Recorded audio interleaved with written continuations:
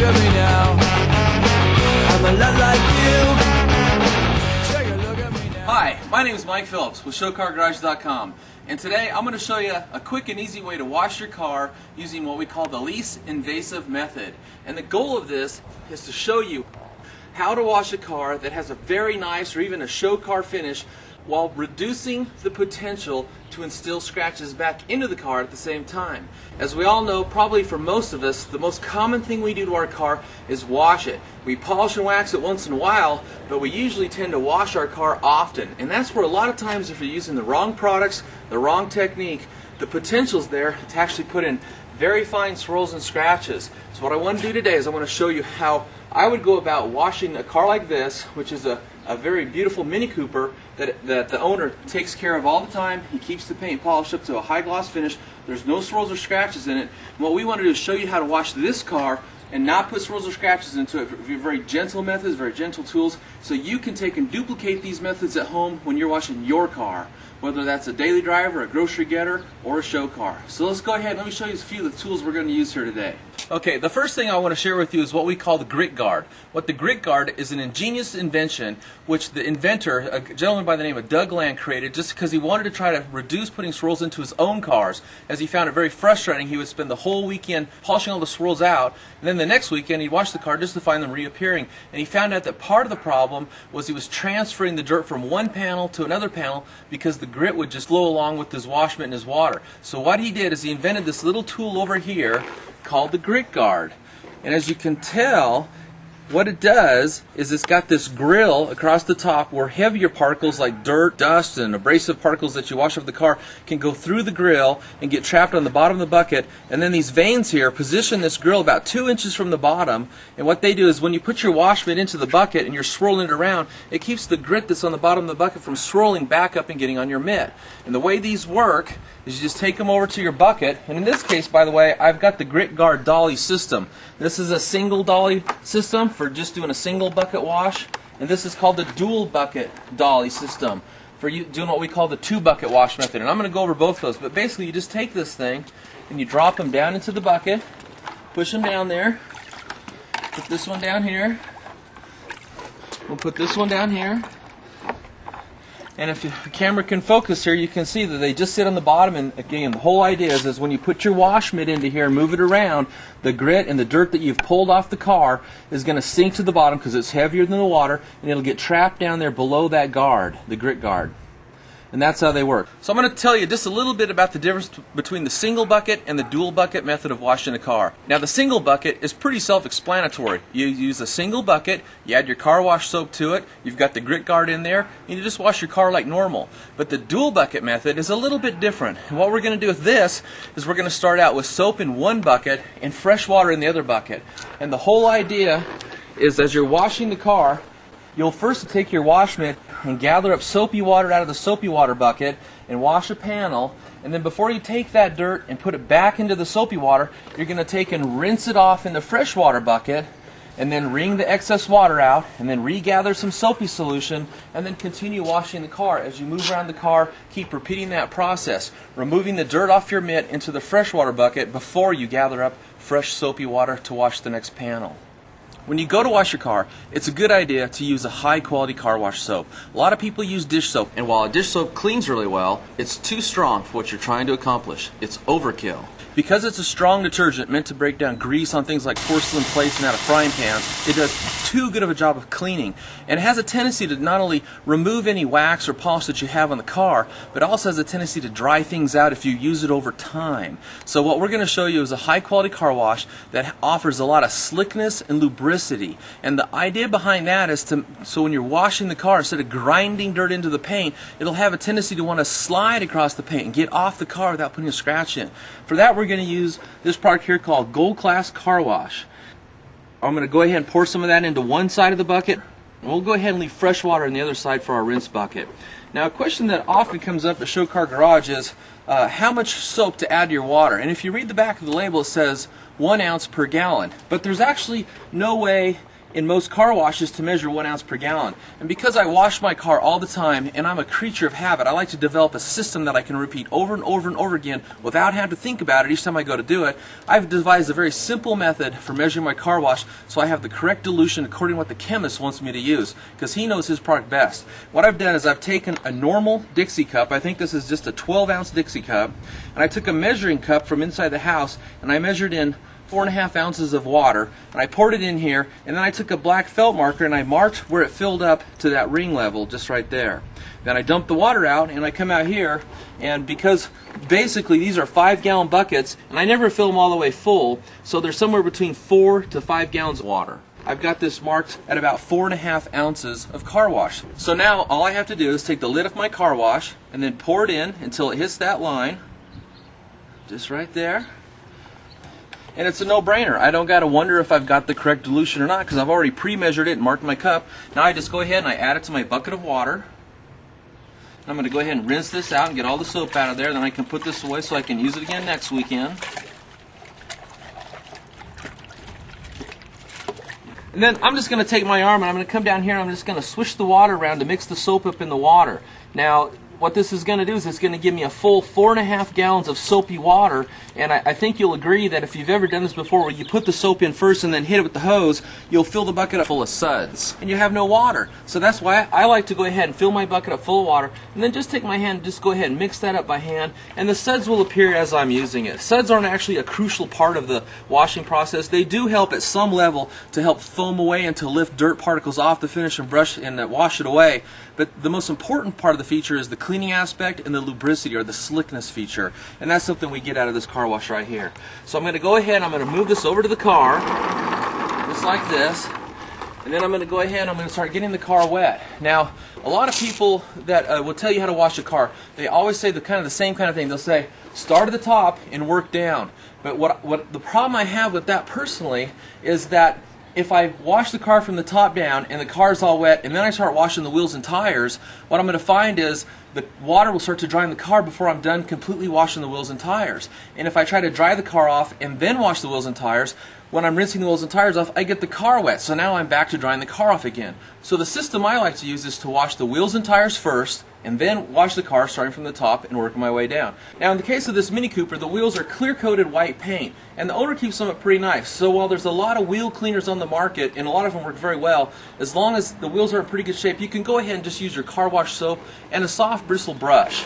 And I have one here that's actually meant to wash paint, but what I like about it, it has long bristles that are very, very soft, and they're flagged here on the end, so they hold a lot of soap suds and they won't scratch the rim, but they'll get into all the tight areas all around the lug nuts, around the lip and stuff. So I actually like using this body brush on the wheels.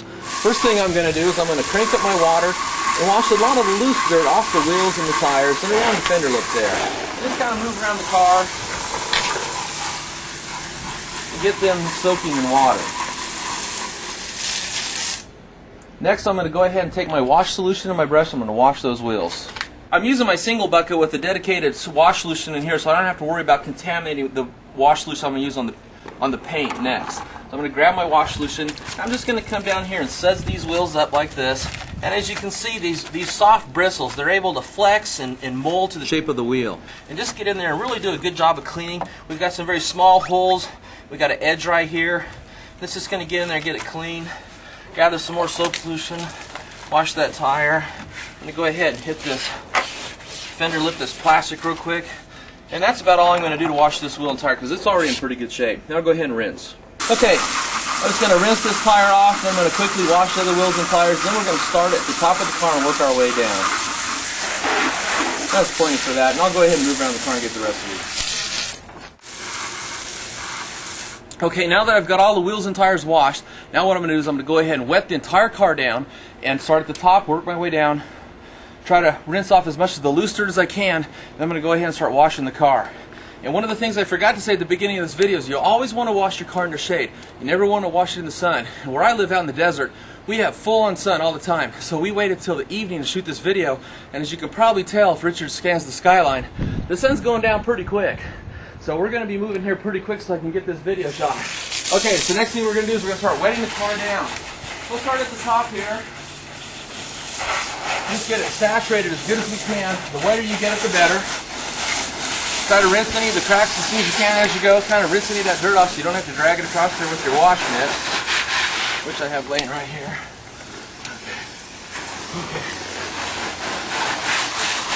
Okay, work my way around the car. Get it nice and wet. The wetter you can get it, the better.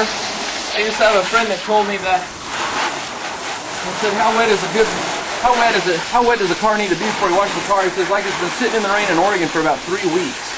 And I tell you, after living in Oregon for about 40 years, that's pretty wet. Okay, the car is adequately wet. The next thing I'm going to do is I'm going to go ahead and grab my wash mitt and start washing from the top down. First, I want to talk about wash mitts. What I'm going to use here today is a real lamb's wool wash mitt. And these can be had just about anywhere. Quality auto parts are sold. You can tell a real lamb's wool wash mitt because if you look at the inside, it's leather. It came off a sheep. Anyway, most of these are made so you can put your hand in. Personal preference is I never put my hand in because I'm usually moving fast enough. I don't have time to put it in, take it out, put it in, take it out. So I just want to take and grab some soap suds like this. I'm going to carry this up to the roof here. I'm going to start washing.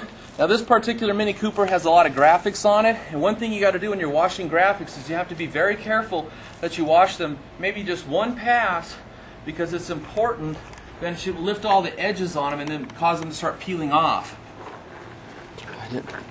Going down the side. Okay. This car is small enough. I can actually get the whole roof, I think, in just one pass. Come up here and get the middle section, get the front, and then real softly put this lamb's wool wash mitt right over those letters. Now I'm going to go over here and I'm going to go ahead and rinse this off in the fresh water bucket, which is this one right here. It's going to get kind of soapy. Go ahead and capture this. You can see this is fresh water because there's no soap on the top. I'm just going to take this in and I'm going to rinse it. You can actually take it down there and push it against that grill, okay? The grit guard there. Push it against there, kind of agitate and fluff up these fibers and let that stuff fall out. And then what you have to do when you're done is you actually have to wring it out because it's full of water. And if it's full of water, it's not going to gather up soapy water. So you got to wring it out first. Then you can put over here and gather up the soapy water that you had and move to the next section. In this case, I'm going to go ahead and wash the windshield.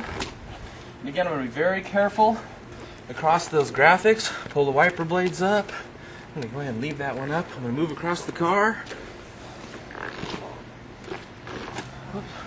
And get the other part here, just like that.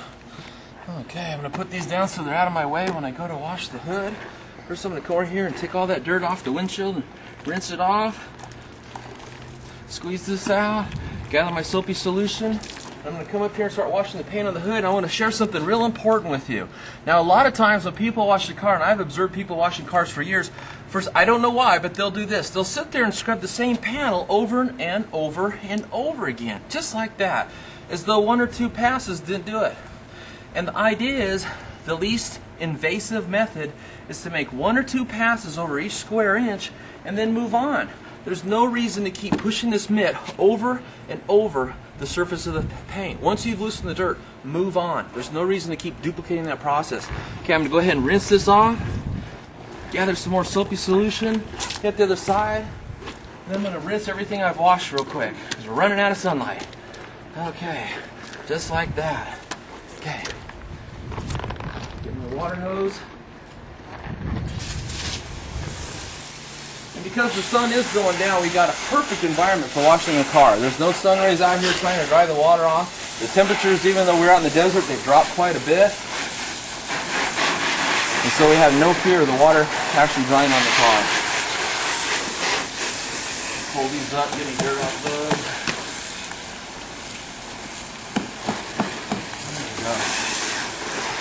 If you want to, if you think your wipers are dirty, you can come back and wash those independently too. Now I'm going to go ahead and keep moving around the car quickly. Okay. Again, when I come back here, he's got stickers everywhere. So 1 or 2 passes and that's it. That's all you need. Okay. Come in here. I'm going to use the lip of my wash mitt to get in here out of the gas cap. Flip it over. And again, 1 or 2 passes over each square inch. Be careful down here of the graphic. Hit the plastic running board down there. Come back here. That's about as far as I want to go without rinsing my mitt off. Put this in here, rinse it out, gather some more soapy solution water, come back over here, get the rear view mirror, inside the mirror, and then again, 1 or 2 passes over each square inch. There's no reason to just keep scrubbing on that paint. A lot of people look at their paint, and if we assume the paint came from the factory with no swirls, when they pull their car out in the sun and they look at it and it's full of swirls, you have to ask yourself, where did the swirls come from? And if you take the time to observe that all the swirls are equally instilled into the finish uniformly over the entire finish, that would mean that you're doing something uniformly to the entire finish to put the swirls in. And oftentimes, again, the culprit is how you're washing it. The tools you're using, the soaps, the wash mitt, and the process, the method you're actually pushing the wash mitt over the car. Okay, I'm going to go ahead and just let this sit here while I rinse that off real quick. Because before the sun goes down, I want to show you how to dry it. Not putting scratches in it too.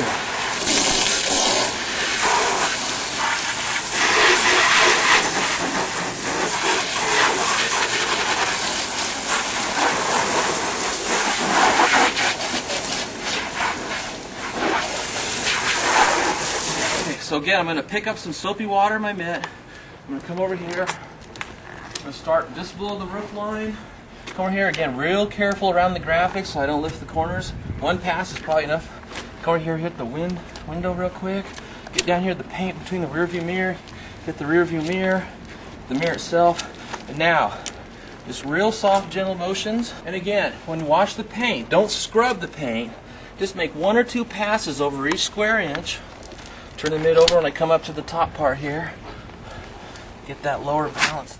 By the way, on a Mini Cooper, the dirtiest part of the car is the back. And that's like that for a lot of cars because a lot of times the exhaust and wind swirls around back there.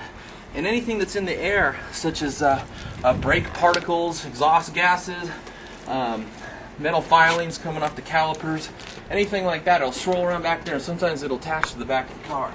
So I've got most of the car washed. Go ahead and rinse this section right here. Hose around here so I don't get trouble. Then we'll get the back of the car, then I'll show you how to dry it. And again, we're racing the clock here.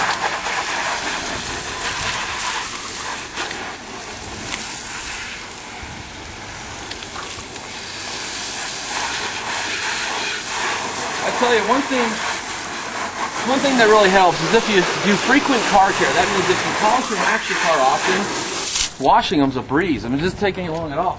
It's only when you let your car go that it starts to become a lot more work and take a lot more time. Okay, I'm going to rinse my wash mitt off into the bucket. I'm going to gather up my soapy solution. I'm just going to carry this back to the back of the car. I'm going to hit this. And again, we want to be very, very careful on this logo right here. It's probably the most important logo on here. Okay, and then again, come down here. Don't scrub on the paint. Just give the paint a good, gentle wipe. Get in here to these little cracks and crevices. Okay, I'm turning my mitt over. Come down here and hit the very lowest spots. 1 or 2 passes. And again, this is called the 2-bucket method of washing a car. And what we're using is the least invasive method of actually getting the dirt off the car. I'll get this low spot last. And very last at least, I'll just hit that tip a little bit. Now I'm going to go take all that dirt and lose it in that freshwater bucket. Okay, now we washed the whole car. Let me finish rinsing this off. And I'm using this fireman style nozzle, by the way, which is completely adjustable. Give you a blast or give you a fine misting spray like this, which is what I like to use. Get in here. Get all that dirt we loosened up off there. What I like about these is because they're encased with rubber. I can just drop it on the ground. I don't have to worry about breaking it. A lot of times I'm moving quick. I don't have time to set it down gently. Okay, I'm going to get my wash bucket out of the way. Next thing I'm going to do is I'm going to show you how to dry this thing off without putting scratches in it. So let's go take a look at a few drying towels. So there's a lot of ways to dry your cars. There's a cotton towel, a microfiber towel, a synthetic chamois, a real leather chamois. And out of all the options that are out there, you kind of have to try and test out different items and see what works best for you. I'm going to show you the tools I like when I dry a car. First off, I've got 2 synthetic chamois here. This was made by the Absorber Company. These are a microfiber synthetic chamois made by the Meguiar's Company. Basically, they work pretty good. I've used these for years. This is a fairly new product on the market, and I got to tell you, they both work pretty good. It's just kind of personal preference. When these dry, they stay flexible like a cloth, and this dries just like a piece of cardboard, but you're supposed to keep it in its tube, and if you do that, it will stay soft and flexible and ready to go. It's only when you lose the tube they dry out like a piece of cardboard. So let me go ahead and I'm just going to show you real quickly how to dry your car off. And just so you know, a lot of people are looking for the perfect way to dry a car. And even as high quality as these are, you're going to leave those little droplets of water in places. And that's when it's nice to come back with, these are called microfiber waffle weaves. And they're very, very soft. And this waffle weave kind of helps be gentle to the finish as you're drying it off here. But I start with this and I finish with that. And it's a system that works pretty good. Okay, so I've got my microfiber chamois here. Just going to sit here and gather up that water, and as they fill up I'll have to stop and wring them out. When I come down here to where the graphics are, what I want to do is use the blot method.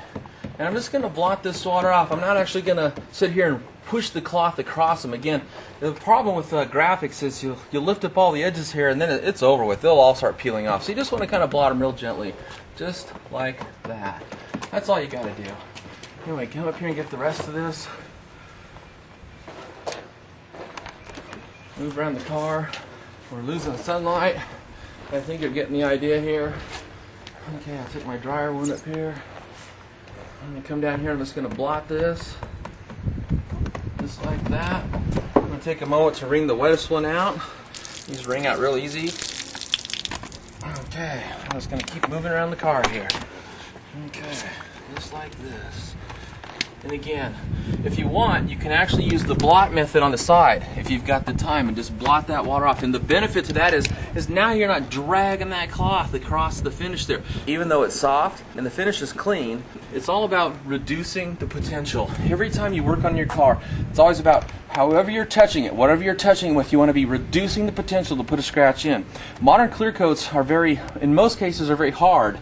And even though they're very hard, they still are what we call scratch sensitive. They will scratch easy, and because they've got a color coat underneath the clear coat, it'll show up to your eye very easily, especially in bright light. So again, anything you can do, any technique, any high quality product you can use to help do what we call reduce the potential, then go ahead and use that technique. And again, you could just take your cloths and use what they call the blot technique. Don't sit there and rub the paint, but just blot the water off. Just like that. So that's two techniques. Wipe it gently or use the blot technique, especially around these graphics. Take this thing and maybe you just fold it flat or fold it all the way out and just lay it on the car and let it pull the water off and then lift it off and move to another section. And again, these are techniques for a show car. If you're driving a Ford Taurus that all you really use it for is to go to the store and get groceries in, it doesn't really matter. You know, it's just a daily driver. But we're talking about show car quality work here. And Richard, the owner of this car, he's always polishing and keeping it maintained to the fullest extent of his abilities. So when people see it, they just go, wow, look at that car. And the last thing he wants to do is come out here and wash it and then dry it in a way. And he's got to go back and do all that work over again. So these are some techniques that pros use to maintain a finish. You can use to maintain your finish without putting scratches back in, so they always look new. And you don't got to go back each weekend and try to pull those rolls of scratches back out. Okay, so I've wiped the whole car down with the microfiber synthetic chamois. What I'm doing now is I'm going to take these very soft, clean waffle weaves, and again, I'm just going to come up here. And you can just give it a very gentle wipe, because if you look real closely, after you use most chamois, there's still these little fine little droplets of water that are almost impossible to remove because the chamois itself is wet. But you come back when most of the water's gone, and you got something that's dry and soft, and then just either gently wipe it or just gently blot it like that. And you can finish drying the whole car off, lickety split, no scratches, no swirl, beautiful finish. Okay. One thing I forgot to mention while we were washing the car is why I like using a real lamb's wool wash mitt. A couple of reasons why. First of all, when it gets wet, if you feel it, it's almost kind of slimy. And it's very slippery on the car. A lot of other wash mitts, I mean all the other options, they don't have that feature when you're washing the car. The other thing is even though it costs a little bit more money, what I've noticed is you can use these things as long as you're not dropping them on the ground or washing fender wells or wheels or tires, you're just keeping for the paint. The quality of the mitt doesn't really ever decrease or diminish. It'll pretty much stay the same as it was when you first used it. And that means you can use, even though it costs a few more dollars, you can use this mitt for a long time before you have to buy another one. But that's why I like the real lamb's wool wash mitts. They last a long time and the quality doesn't fall down. Now a synthetic wash mitt, the cheap ones you can buy, you use it 1, maybe 2 times and you'll notice all the fibers start to to mat up and becomes very tatty, and now it's going to become very scratchy when you're working on the paint. So again, they might be cheaper, but the whole idea is to not put scratches back in the paint. And if your wash mitt is all tatty, you know, you're increasing the potential to put scratches in. And doing professional ShowCar quality work, whether you're waxing or washing or polishing or cleaning, whatever you're doing, your job is always reduce the potential to instill swirls and scratches. That's how you do it here at ShowCar Garage. I'm Mike Phillips. We'll see you on the next episode. One more thing we want to show you is the whole reason to use the grit guard. And we've ran out of light, so I'm going to use my swirl finder light to show you the dirt here. But what I'm going to do is, you can see the water's dirty. I'm going to reach down here, pull the grill out, set it over here on my table so I don't get it dirty. I'm kind of a clean freak, in case you didn't know. And then I'm going to slowly dump the water out.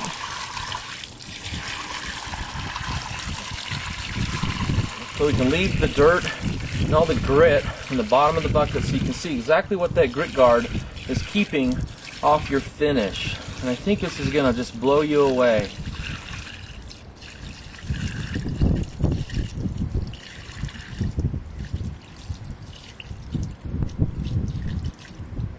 Let's take a peek if we can see here. Okay, can you see the grit in there? See the dirt? We go and dump a little more water out. I tell you, I used the grit guard one time when I washed my classic 1973 two-wheel drive Blazer. By the way, they only made 3,000 or so of them. And when I was done, I poured the water out, and then I pulled the grit guard out, and I looked in there to see if there's any grit, and I couldn't believe my eyes. Here we go. Now you can see what kind of dirt's in there. And what that grit guard does is it traps it on the bottom, so you don't just keep rubbing it across your finish. But after I washed my Blazer and I saw the same thing, I have never washed a car at my house without the grit guard. That's a real testimony. Never have I washed a car without the grit guard. I completely believe in that. If you have a nice car and you're not using the grit guard, you're causing yourself undue work. So if you don't have one, check out ShowCarGarage.com. We sell them up there. You're going to love it. Thank you. Ooh. Yeah, it did turn dark on us at the very end of this video shoot. Out here in the desert, I live in Apple Valley, by the way. Richard lives down in the LA area. But out here in the desert, you really got to get up early and wash your car in the morning, or you got to wash it late into the night, just like we're doing here. Otherwise, the sun is so intense, and there's enough minerals in the water that if the water drives in your car, it'll leave mineral deposits everywhere. And we just thought we'd kind of throw this in because it really did turn dark on us. But we wanted to make the video to help you. We hope you enjoy it, and we hope you check out ShowCar Garage and all the other DVDs and how-to materials that we make just for people that love working on their cars. Again, thanks a lot. Signing off, Mike and Richard. Take a look at me now. I'm a lot like you. Take a look at me now. Got something